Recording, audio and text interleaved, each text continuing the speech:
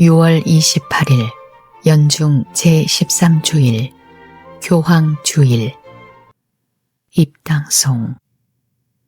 모든 민족들아 손뼉을 쳐라. 기뻐 소리치며 하느님께 환호하여라.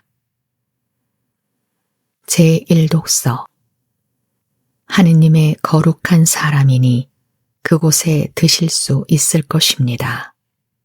열왕기 하권 4장 8절에서 11절, 14절에서 16절의 말씀입니다. 하루는 엘리사가 수넴을 지나가게 되었다. 그런데 거기에 사는 한 부유한 여자가 엘리사에게 음식을 대접하게 해달라고 간청하였다. 그래서 엘리사는 그곳을 지날 때마다 그의 집에 들러 음식을 먹곤 하였다. 그 여자가 남편에게 말하였다. 여보, 우리 집에 늘 들르시는 이분은 하느님의 거룩한 사람이 틀림없습니다. 벽을 둘러친 작은 옥상방을 하나 꾸미고 침상과 식탁과 의자와 등잔을 놓아드립시다. 그러면 그분이 우리에게 오실 때마다 그곳에 드실 수 있을 것입니다. 어느 날 엘리사가 거기에 갔다가 그 옥상방에 들어 쉬게 되었다. 엘리사는 종에게 저 부인에게 무엇을 해주면 좋을까 하고 물었다. 게하지가 저 부인은 아들이 없는 데다가 남편은 나이가 많습니다 하고 대답하였다. 그러자 엘리사는 여자를 불러라 하고 일렀다. 종이 여자를 부르니 그 여자가 문간에 섰다. 엘리사가 말하였다. 내년 이맘때가 되면 부인은 한 아들을 안게 될 것이요. 주님의 말씀입니다. 하느님 감사합니다. 화답송. 주님의 자애를 영원히 노래하오리다. 주님의 자애를 영원히 노래하오리다. 제 입은 당신의 진실을 대대로 전하오리다. 제가 아뢰나이다. 주님은 자애를 영원히 세우시고 진실을 하늘에 굳히셨나이다. 주님의 자애를 영원히 노래하오리다.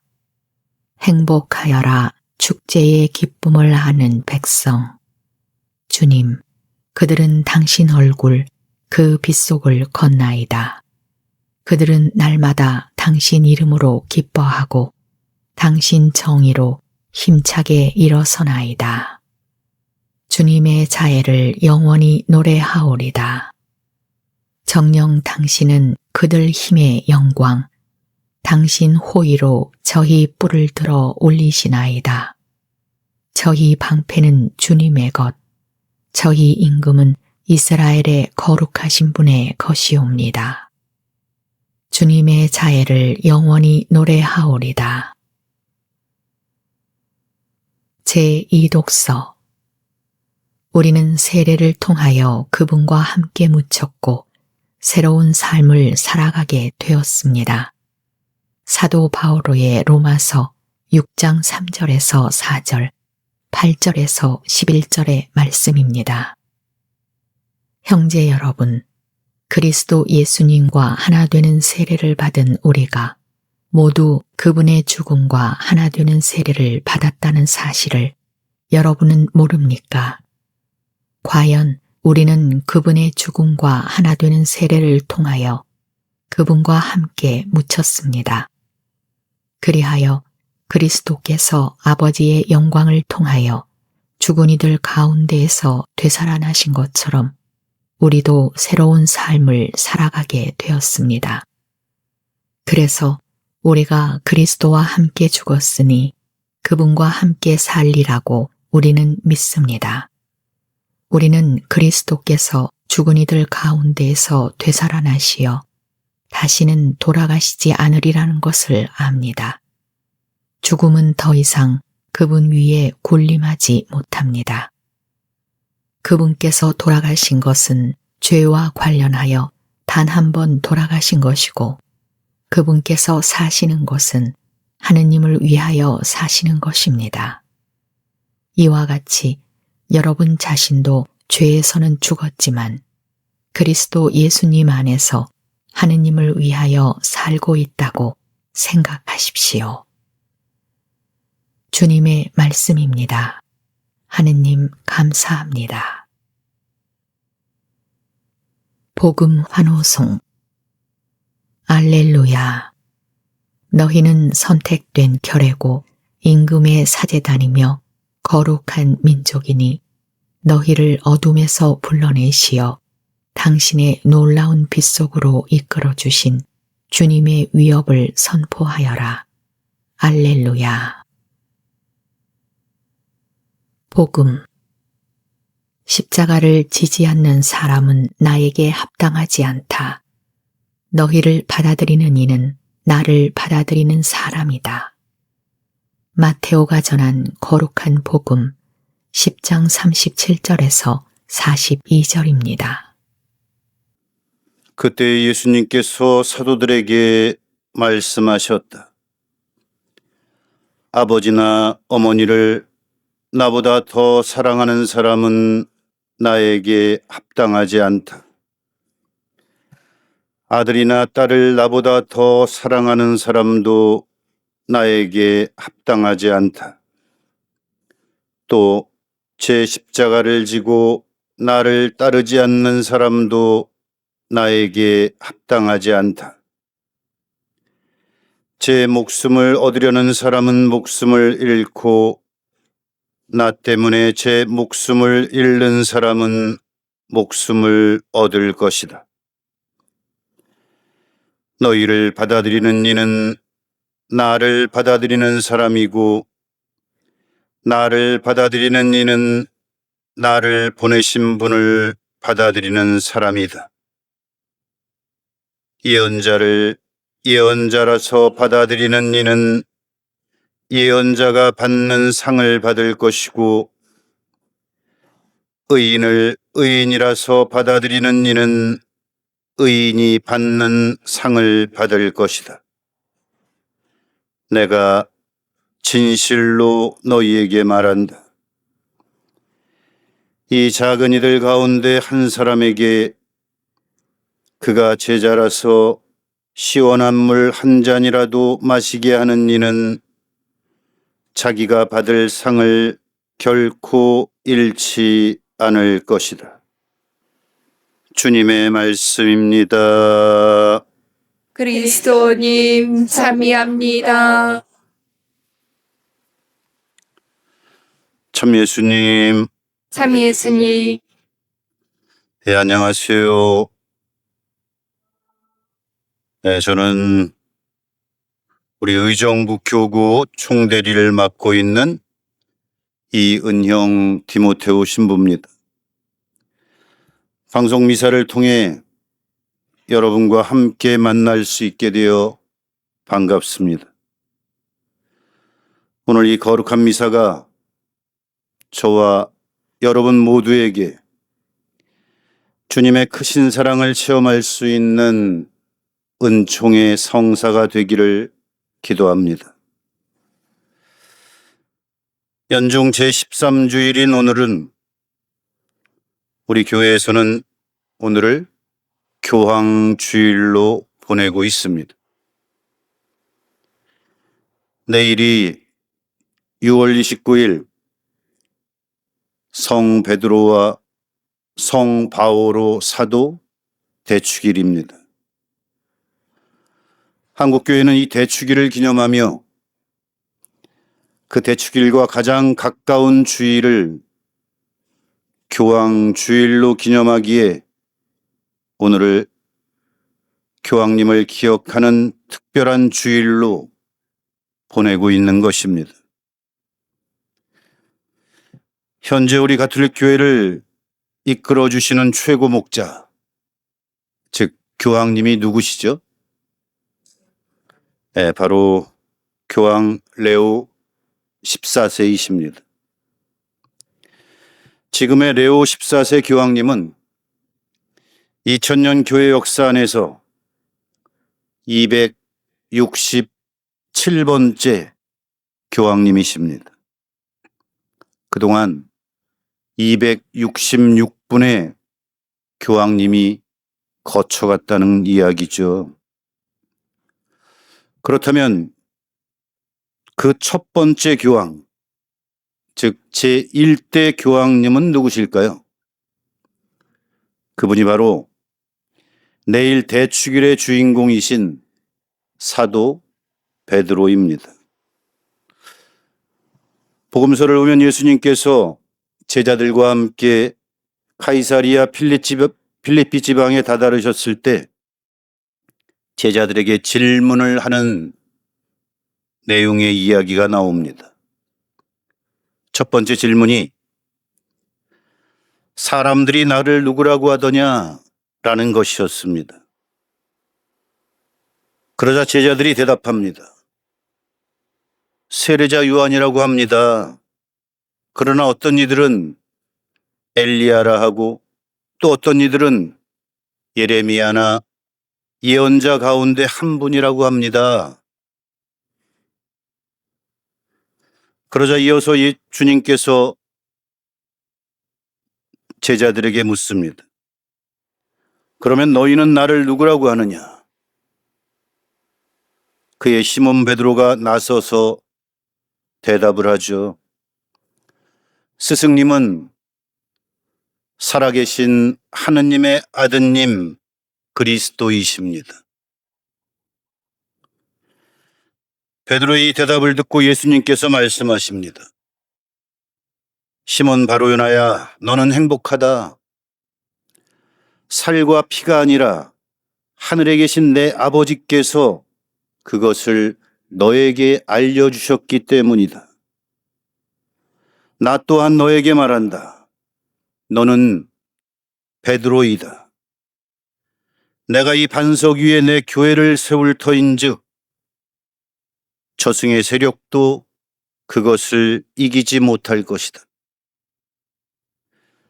또 나는 너에게 하늘나라의 열쇠를 주겠다. 그러니 내가 무엇이든 땅에서 매면 하늘에서도 매일 것이고 내가 무엇이든 땅에서 풀면 하늘에서도 풀릴 것이다. 사도 베드로는 얼떨결에 나온 자신의 신앙 고백을 통해 아주 놀랍고 영광스러운 축복을 받습니다. 주님의 교회가 베드로라는 반석 위에 세워질 것이며 그에게 하늘나라의 열쇠를 맡기겠다는 것입니다. 이를 통해 베드로는 교회를 대표하는 인물이 됩니다. 즉, 교회의 수익권을 지닌 첫 번째 교황의 직무를 부여받은 것입니다.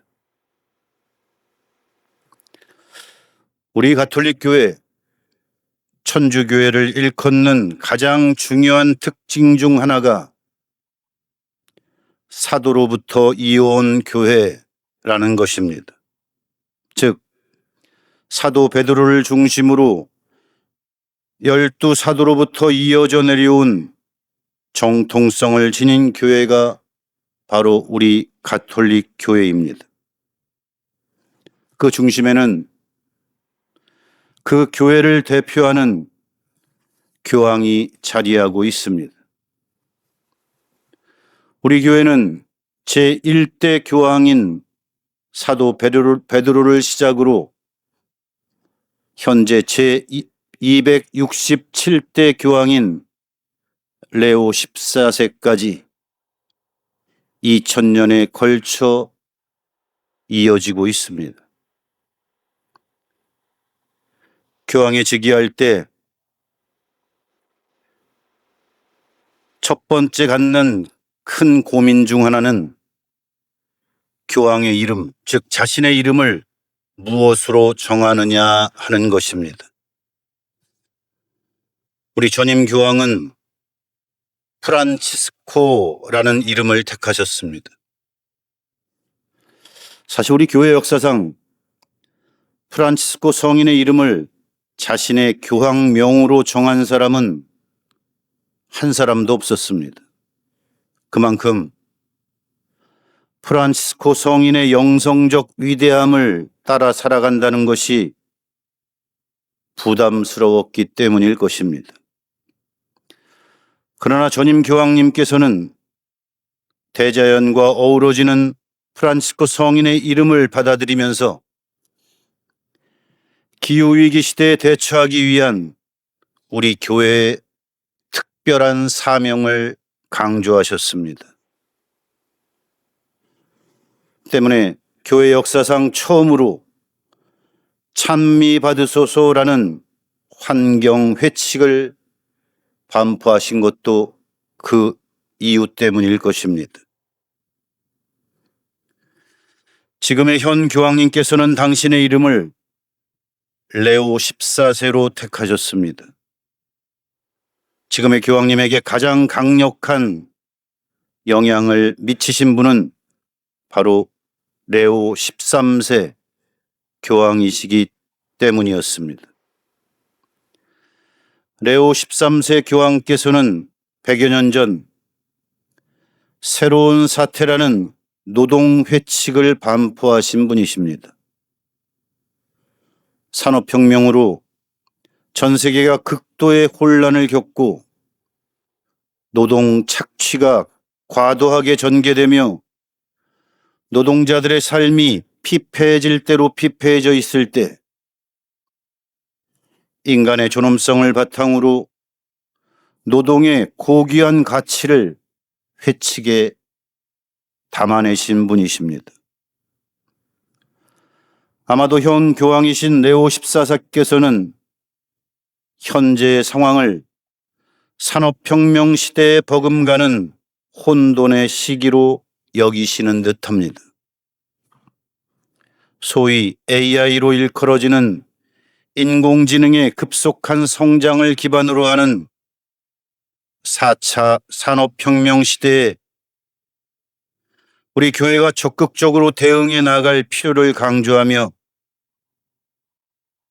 며칠 전에 위대한 인류라는 새로운 회칙을 반포하셨습니다.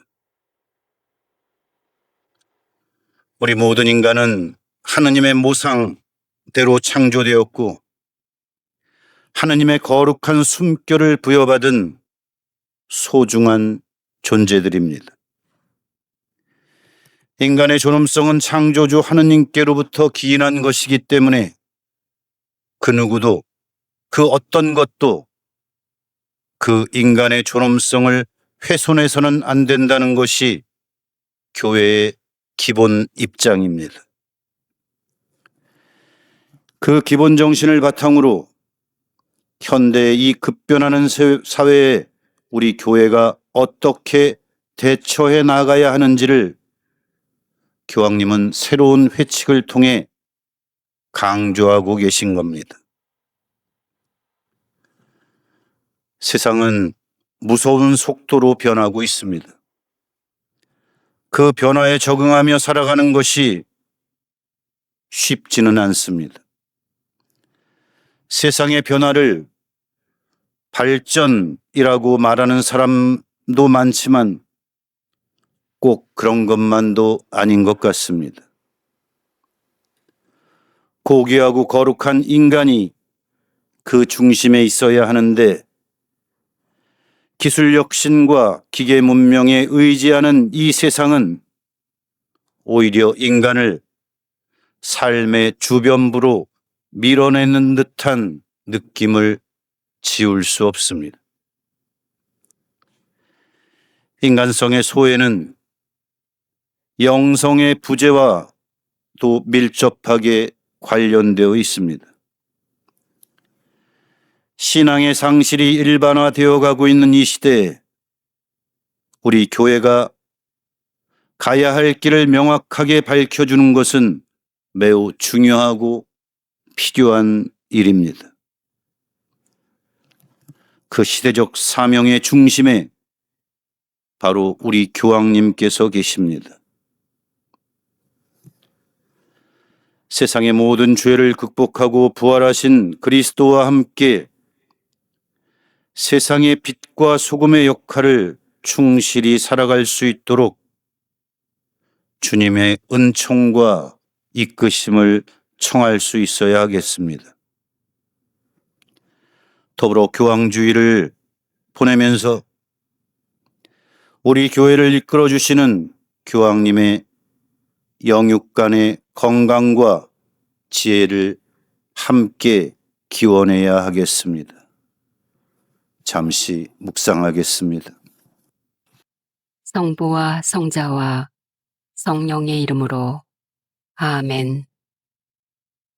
유튜브에서 강웅남으로 검색한 후 제 사진을 클릭하면 재생 목록에는 성경과 강남 노래방 영상들이 저장되어 있습니다. 재생 목록에서 시청하여 주세요. 구독 부탁합니다.